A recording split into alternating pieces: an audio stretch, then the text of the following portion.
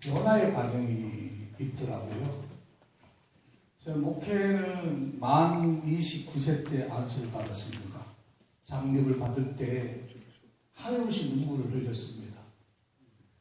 그 눈물은 한편으로는 내 젊은 청춘을 앞으로 다 바쳐야 될 텐데 그 앞일이 걱정스러운 데 있었고요. 두 번째로는 평생 이 마음을, 이 다짐을 가지고 갈 수 있을까라는 부분도 있었고요.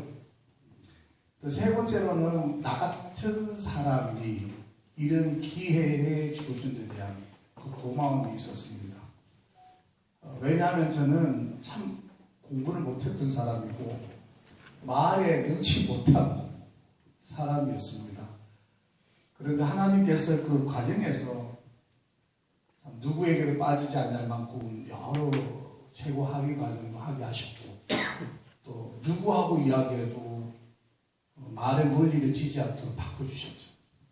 그것이 저의 인생의 주축들이 돼서 목사 안수 받기 전 강도 전도사 강수 따서부터 나이 많으신 어르신들이 허리 숙여서 아이고 우리 전도사님 설교 은혜 받았습니다 해줄 때 그게 수십 년 동안에 몸의 기부스가 되어버린 거죠. 마음의 기부스가 콘크리트벽이 되어버린 겁니다. 그래서 당연한 걸로 생각했고 교회 오지 않는 성도들의 이해보다는 책망, 설교할 때는 내가 의로운 건 니네들이 못하냐라는 식으로 설교를 했고 그 마지막에 제가 이제 그 자신을 듣고 개척교회 했을 때 쫄딱 망했습니다. 사람 다 차단되고 저는 그 표현을 말랐을 때 개척교회의 그 어려운 현실을 1시간 정도 기도하면 100만 원 누가 들고 와서 임대료 주고 30분 기도하면 50만 원 주고 지금 이제 코로나면 근데 그 인생에 제가 견딜 수 없어가지고 운동을 해서 살을 뺐더니 원산인들이 행복하잖아. 말라서 못 먹고 마른 줄 알고 그런데 제가 그랬습니다. 원산은 인생의 성장 과정입니다. 그랬어요. 그리고 저는 사람에 대해서 처음 알았습니다. 술 마시고 담배 피우고 운동하는 분들을 만나면서 별천지 세계였고 그분들이 이야기하는 게 그렇게 재밌었어요. 내가 생전 들어보지 못했던 얘기들이. 그래서 사람의 냄새 처음 맡았다는 것은 이분들이 옷 입고 주일날 교회 오시는 분들인데 그래서 그다음부터 집사님이 교회 안 왔어 라고 하기보다는 힘들지 하고 알아 힘내 그게 공감됐고 그러면서 내가 설교했던 게 형이상학적이었다. 나만을 위한 설교였다. 그래서 사람의 냄새를 맡기 시작하는 거죠. 그래서 제가 정치인이나 목사님들이나 주어진 분야에 최소한 한 3개월 만이라도 현장에 가봐라. 그런 얘기했고 그 일로 해서 제가 변화하고 왔는데요. 보따리 사러 큰 교회 못 가면 잠을 못 잤습니다. 다 내보다 못한 사람들도 잘 갔는데 그래서 교회를 누가 만나면 막 부끄러웠던 이게 내 실력이 돼있어. 그런데 그 이후에는 한 명이든 100명이든 하나님의 가치는 한 사람의 영혼이다 깨닫게 됐고요. 그리고 어려운 사람들 보고 마음이 바뀌기 시작했는데 교회 아이들 보고 아이 고생해서 얘야 귀여워 그런 스타일이 아니었어요. 그런데 그 다음에 아이들이 그렇게 귀엽고 어르신들이 힘들게 너무 마음에 와닿고 이런 마음을 바뀌어져가지고 하나님이 제게 준 게 복지였습니다. 그것도 목회를 그만쳐봤잖아요. 너무 힘들어서 나 못하겠습니다. 하나님. 아니 청춘을 바치는 이게 뭡니까 도대체. 먹는 거 굶는 거 내가 굶기지 말라고 내가 약속했고 내 눈물에 금식하지 말라고 내가 세월을 바쳤는데 이게 뭡니까. 나 안 합니다. 하고 덮어버렸어요. 그랬더니 하나님이 제가 의리를 지킨 목사님 속에 던져준 게 요양보호사 교육원이었습니다. 아무것도 없는데 돈 엄청 들어봤어요. 그런데요 목사가 돈 벌면 관리가 안 돼요. 그거 제일 깎아달라고 하더니 목사님들이 카드 주고 목사님들이 사들이라 하고 그런데요 그때 제가 이제 그 돈을 벌면서 야 너 아직도 돈 없다고 안 할 거냐 그게 다 잃어버릴 듯한 그래서 하겠습니다. 내가 어른들 위해서 내 인생의 전환점을 맞이했으니까 나는 어른 목회하겠습니다. 사대비 안 받고. 그래서 시작한 게 개척교회였거든요. 진짜 온 신분 어른들이었습니다. 그 이후로 하다 보니까 이제 사회복지 쪽에 15년을 뛰어들면서 사회복지 분야에 할 때 하나님이 한순간 사람들 붙이셨고 내가 할 수 없는 일들을 하게 만드셨고 그 중에서 12개, 13개 단체를 통합을 시키는 과정에 단체들 간의 연합은 제일 안 되는 게 누가 대장할 거냐는 저는 형님 하십시오. 형님 하십시오. 그러니까 막상 내려놓으면 그분들이 자신이 없는가 봐요. 무슨 소리하고 김 회장이는 버뜩 잡아 집어넣어서 알겠습니다. 제가 하겠습니다. 한 단체 접수. 또 나는 먼저 하십시오. 최종까지 다 그래 했습니다. 근데 그 중에서 제가 느낀 것은 사회가 급변하고 있다.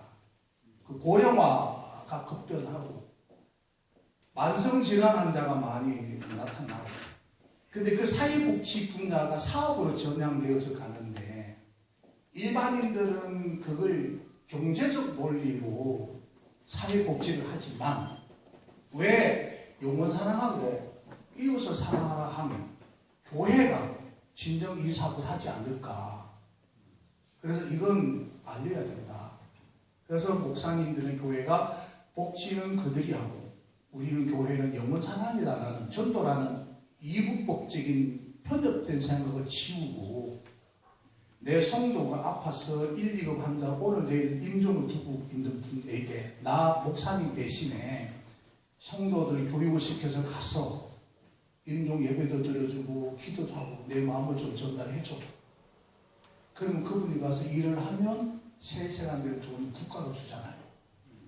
그런데 내가 하지 않으면 만약에 거기에 무술인이나 신천지의 분들이 오셔서 이야기를 한다면 마지막 보내야 될 임종인 내 교인에 대한 방치잖아요.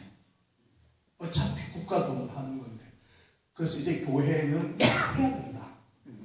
사람들을 기르고 가르치고 지어줘서 교회가 해야 됩니다.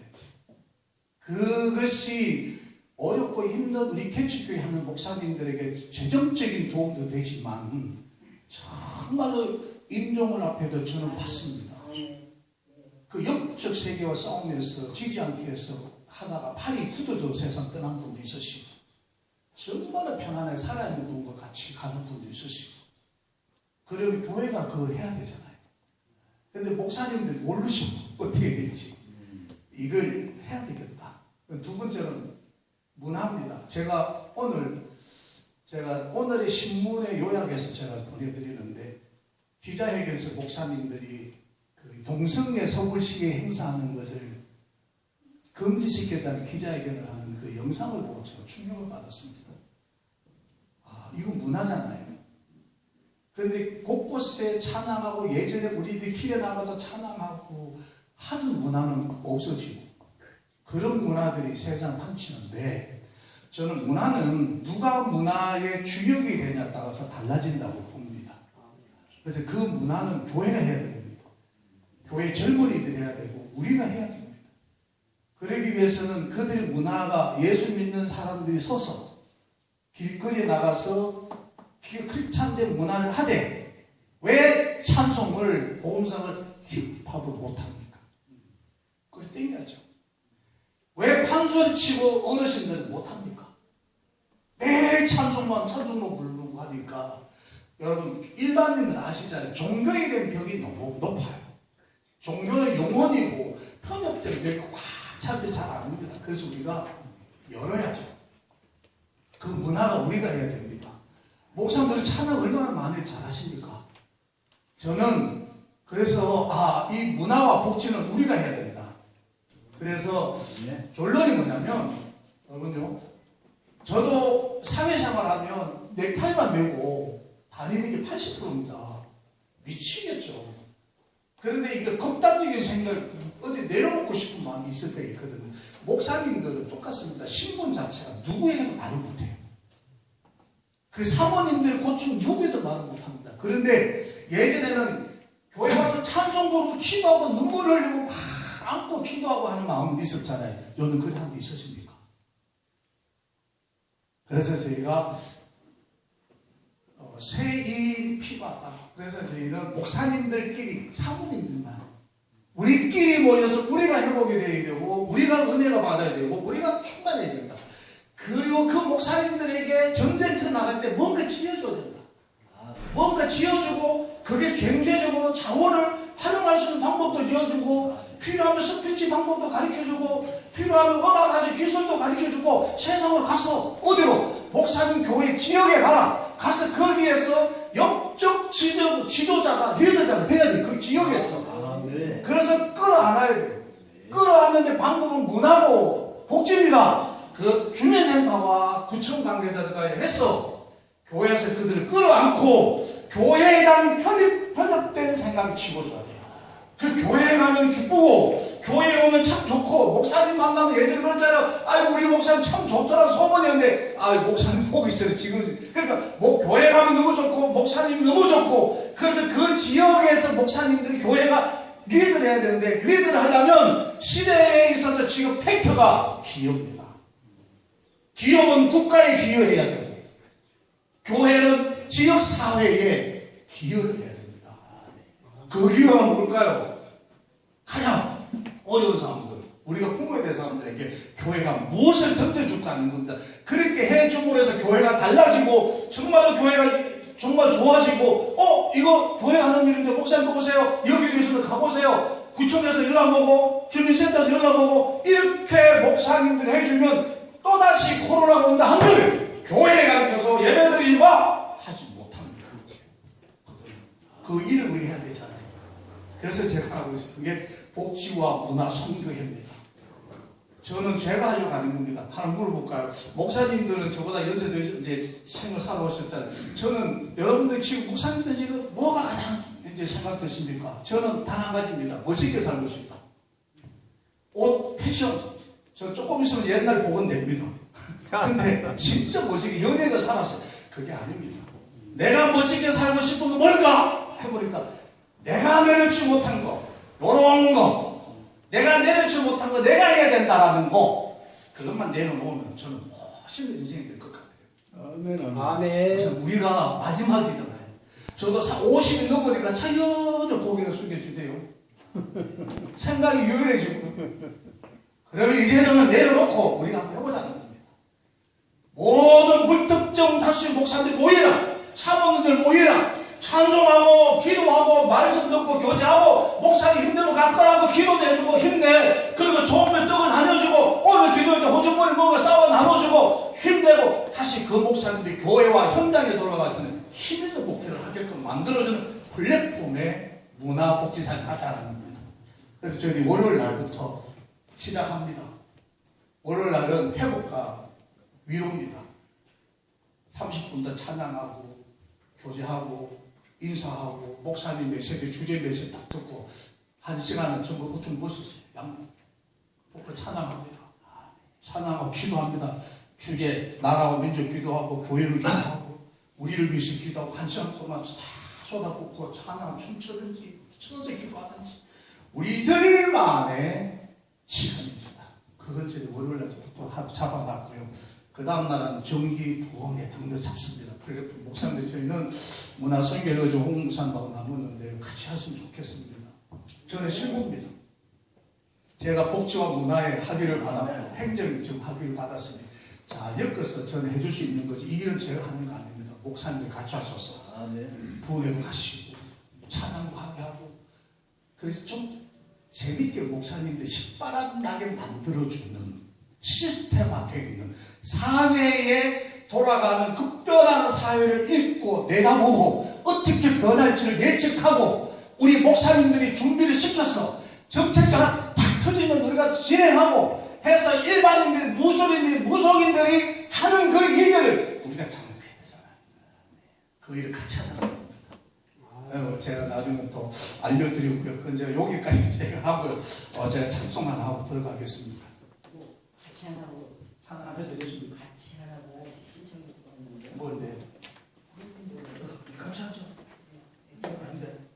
이거 하시죠. 뭐 하시는 같이 하겠습니다.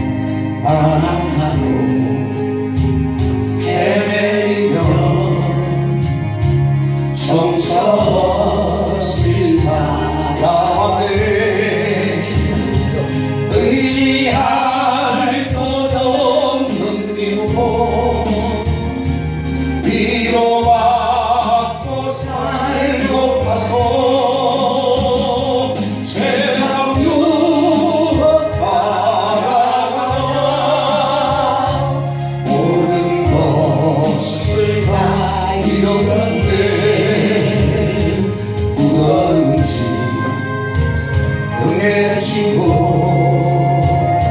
싣고도 해처럼 쓰러지고 넘어져도 위로할 자 내게 없었네.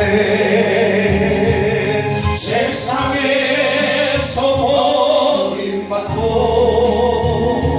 귀한 세월 방황하다 아버지를 만났을 때 죄인을 깨닫게 눌러서 회개하고 아버지의 품에 안기며 죄악으로 더럽힌 몸 십자가에 못 박았네. 구원함을 얻은 기쁨 세상에